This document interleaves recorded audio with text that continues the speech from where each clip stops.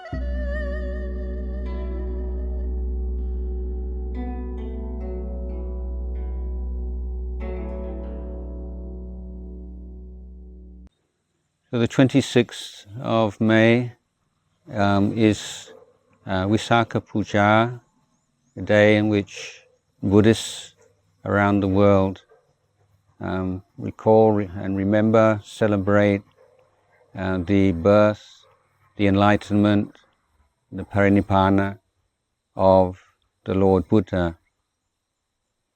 It's a time for us to reflect upon certain ways of dealing with our situation, certain ways of living our lives as human beings.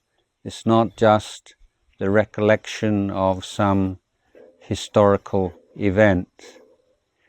So, as Buddhists, our belief in the enlightenment of the Lord Buddha is really a belief in the ability of, or the potential for enlightenment in the human being, and that includes ourselves, because the Buddha was enlightened as a representative of the human race, and his enlightenment was a proof of our capacity for enlightenment. So enlightenment might seem a long way away for most of us, but if we break it down very simply, it's a matter of training and a matter of education, a matter of abandoning all that is unwholesome and unvirtuous in our body, speech and mind, cultivating all that is skillful and wholesome and good, and of purifying our mind. So whatever way of life we lead, whatever our role in society, whatever our responsibilities may be, these challenges are constant. How can we abandon the unwholesome within us? How can we cultivate what is good and wholesome? How can we purify our minds?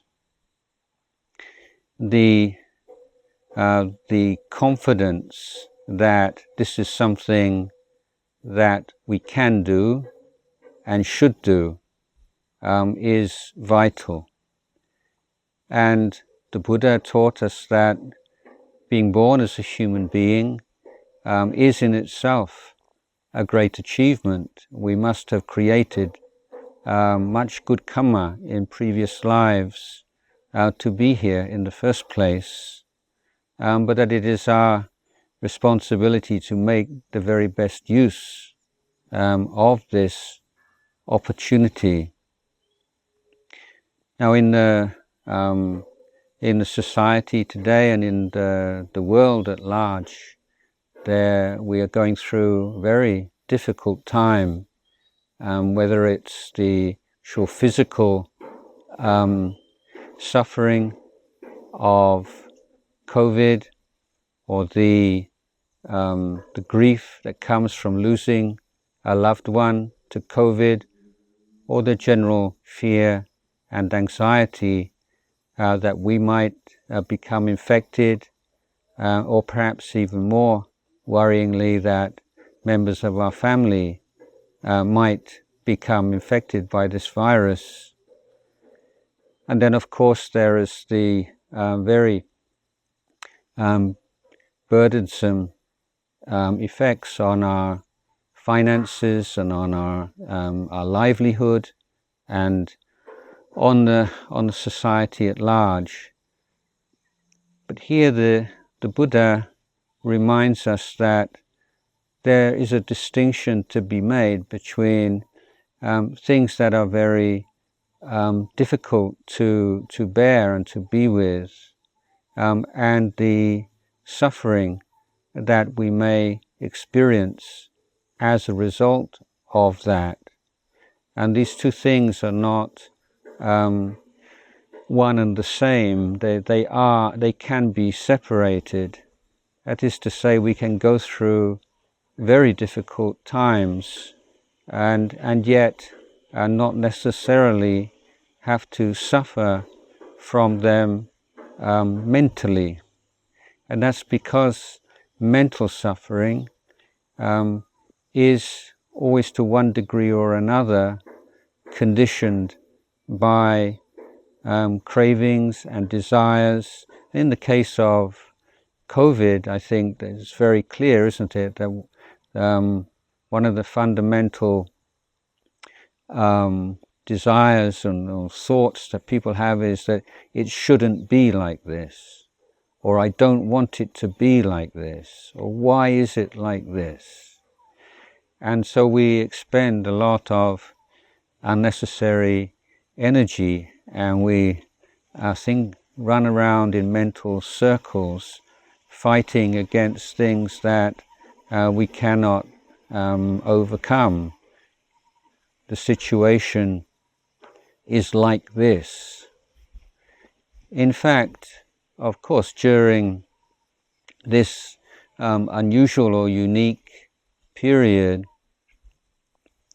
we are in fact facing very familiar challenges that, with or without COVID, we are subject to: old age, sickness, and death.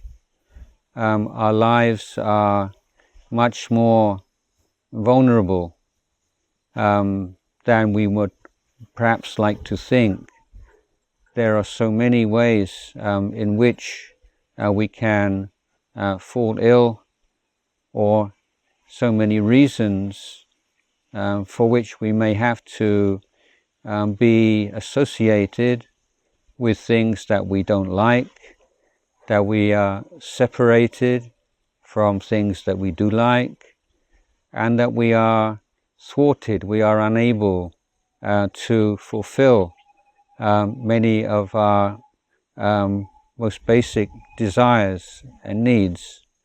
So these kinds of challenge, how we deal with being associated, having to be close to, be binded with things we don't like, how we deal with separation from what we do like, how we deal with not being able to get what we want. These are universal facts of human existence, and the Buddha spoke of them, and they didn't arise with the Buddha either. They've been there as long as human beings have been in the world. So this period, the COVID period, is just one more expression of very familiar challenges that we all have to face at one time or another. Of question is, how can we make the best of things that we can't do much about? Well, the ability to take care of our minds and not allow our mind to wander off and just to go round and round and round in circles with anxious thoughts is extremely important.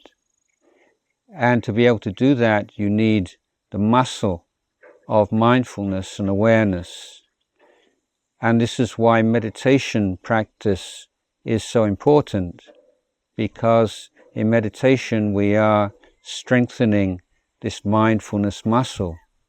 When we focus on a particular object, then the mind wanders off and we bring it back again and again and again, and not allowing our mind to become discouraged or bored. Then that ability to recognize when the mind wanders off and to bring it back in a peaceful but firm way, just as we would teach a child not to misbehave, with love and with firmness, then we find it easier and easier to do that. And we become aware when the mind is starting to get caught in toxic or depressive patterns of thinking, we can just let them go and re-establish awareness. When we are in the midst of a situation in which there's very much uncertainty, then the suffering comes because we want things to be certain.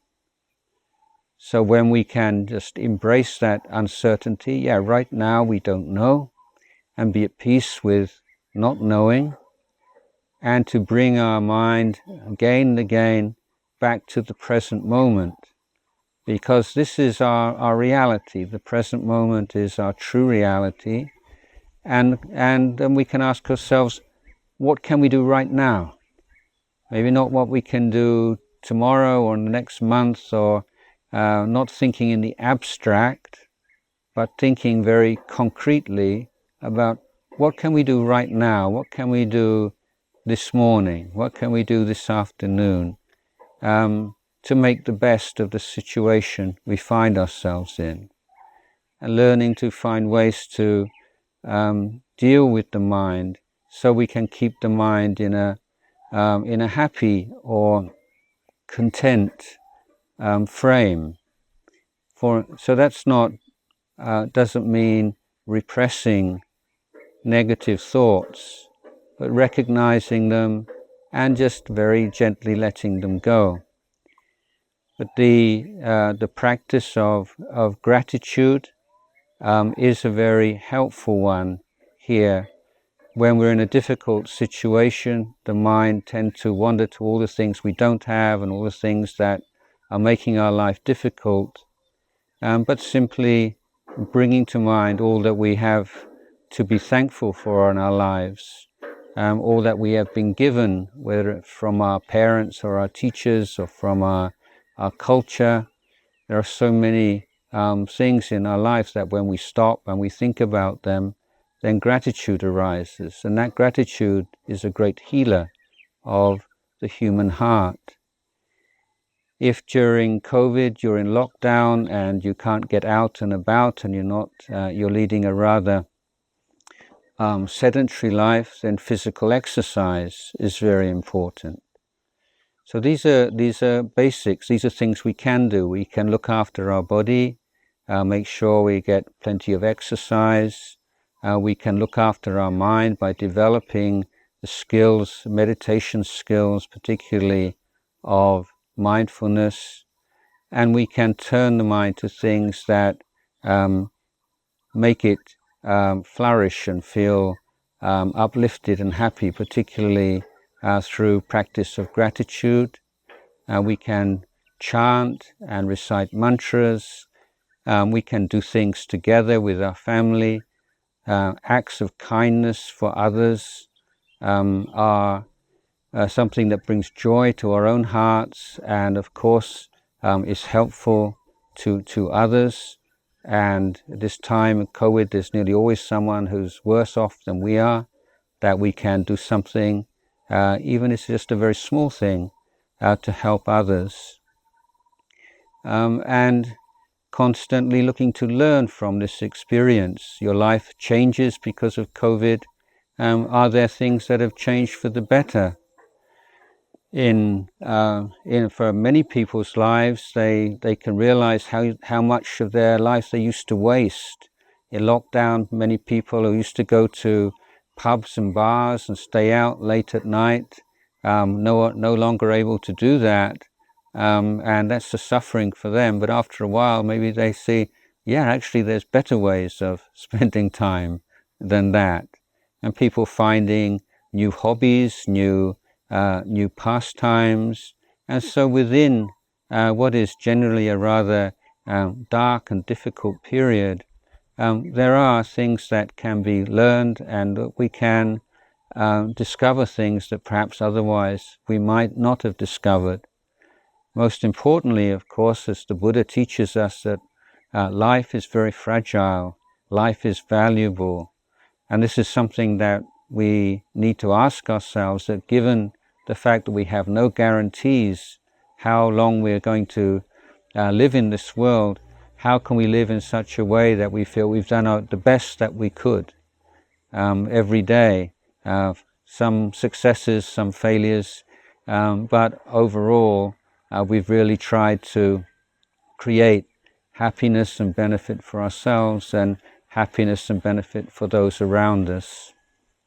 And this is a key Buddhist principle, that the happy and productive life is one in which we are educating ourselves, training ourselves, cultivating ourselves, and also sharing our efforts and our knowledge and our understanding and our goodness and kindness, and trying to create benefit and happiness in those around us. So I would like to offer the blessings of the Buddha and the Dhamma and the Sangha and all benevolent forces in the world, that we can all survive this difficult period, and that we can learn important things which will, in the long run, increase the quality of our lives, our inner lives, our lives in our family lives, and our lives in society.